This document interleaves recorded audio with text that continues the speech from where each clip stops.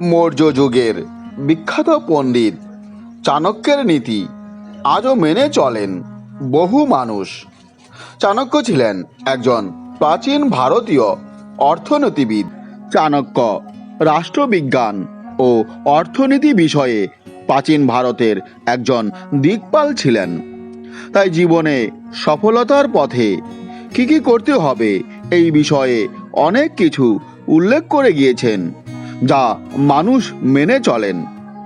আচার্য চাণক্য জীবন বিষয়ক অনেক উপদেশ দিয়েছেন, যা তার নীতি গ্রন্থে উল্লেখ করা হয়েছে।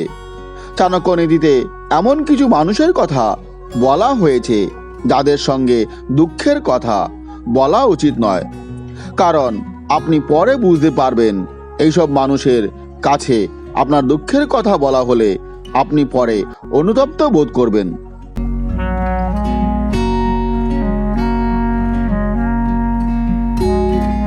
আপনি কাউকে বন্ধু ভাবছেন, তবে এটি ভুল দিকে যেতে পারে, যা আপনি পরে আফসোস করবেন। এই 5 ধরনের মানুষকে দুঃখের কথা বলা উচিত নয়। পরে বুঝবেন ভবিষ্যতে আপনার অনুশোচনা হতে পারে। কিন্তু কেন অনুশোচনা করবেন জানেন কি? তো বন্ধুরা, চলুন জেনে নেওয়া যাক।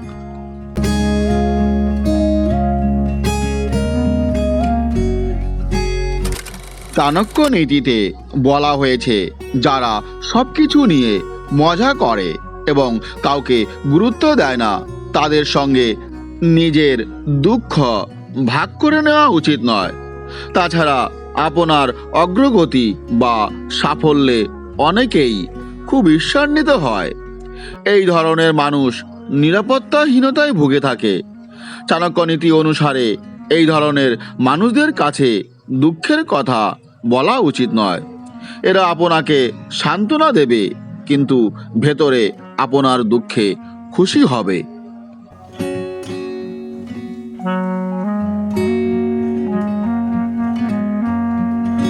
চাণক্য নীতি অনুসারে বলা হয়, অনেক মানুষ কারো দুঃখ দেখে হাসে, ফলে তারা আপনার দুঃখ নিয়েও হাসবে।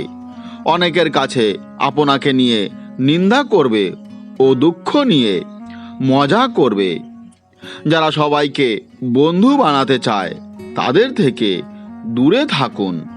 কথাতে এই আছে যে সবার বন্ধু সে কারো নয়। ফলে এই ধরনের মানুষের কাছে আপনার দুঃখের কথা কখনোই বলবেন না। সে আপনার গোপন কথা সবার সঙ্গেই শেয়ার করতে পারে, ফলে আপনার সঙ্গে বিশ্বাসঘাতকতা করবে।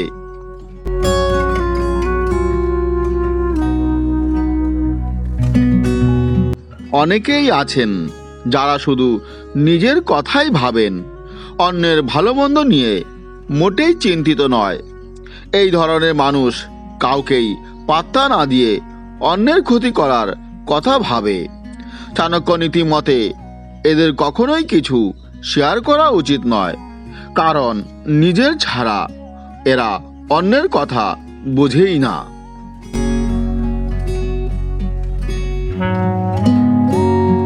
আবার অনেকে আছে কিছু না বুঝে খুব বেশি কথা বলে। এরকম লোক থেকেও দূরে থাকুন। এদের থেকে সাবধান। নিজের ব্যক্তিগত কোনো দুঃখ কখনোই শেয়ার করবেন না, কারণ এদের ভালো ভেবে বললে নেতিবাচকভাবে আপনার সঙ্গে বিশ্বাসঘাতকতা করতে পারে।